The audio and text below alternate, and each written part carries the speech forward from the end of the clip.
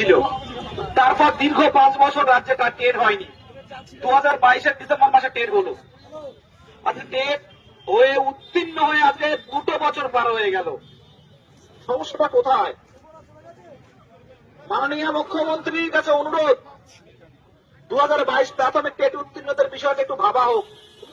সত্যি বঞ্চনার শিকার। আমরা কেমন ভাবে আর এটা ভিউ করতে পারি, বললে বোঝাতে পারি। আজকে প্রতিবন্ধীরা এসছে, উত্তরবঙ্গ থেকে এসছে, আদিত্য এসছে, চলতে পারছে না। এই ভাই এসছে, চলতে পারছে না। দেখলে কষ্ট হয় না? দেখুন, দেখলে কষ্ট হয় না?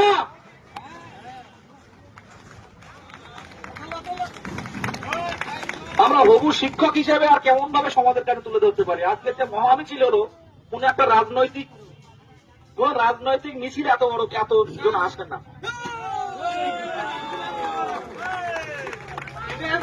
কর্মসূচি যদি ডাক দেয় আমি আবার আসবো, সবার সামনে কথা দিয়ে গেলাম আমি।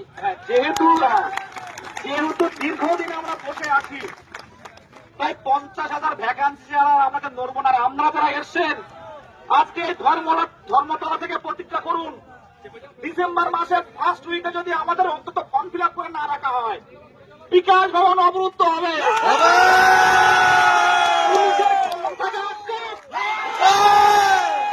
পুলিশের West Bengal police, Kolkata police থেকে শুরু করে বিধাননগর কমিশনার পুলিশ থেকে শুরু করে ক্ষমতা থাকে আটকা।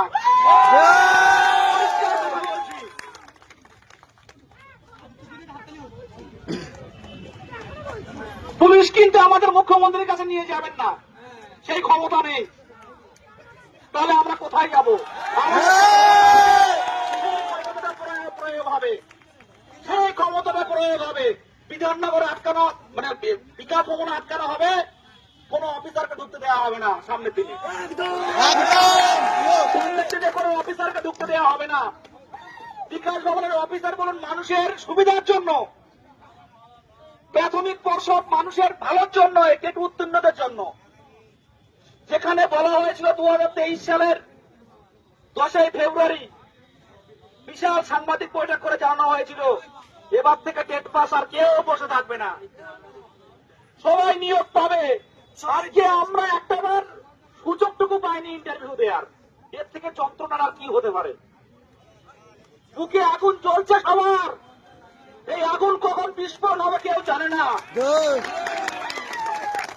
ছাত্র আন্দোলন কাকে বলে পৃথিবী দেখেছে।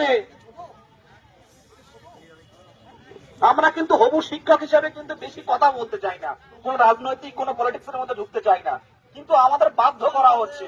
আজকে কেন এই কনকনে ঠান্ডায় পুরুলিয়া থেকে টেট উত্তীর্ণরা, যারা কোনোদিন কলকাতার রাজপথ দেখেনি, যারা কলকাতা খাতায় লিখেছে কলকাতায় কোনোদিন আসেনি, সেই বোনেদের কেন আসতে হলো? এক রাত জেগে বাসে করে 3টে বাস ভাড়া করে নিয়ে এসছে, তাদের বাবারা ছৌ নাচ নেচে দেখাচ্ছে মুখ্যমন্ত্রীকে।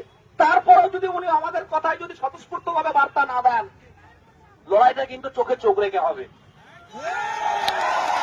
লড়াইটা কিন্তু চোখে চোখ রেখে হবে।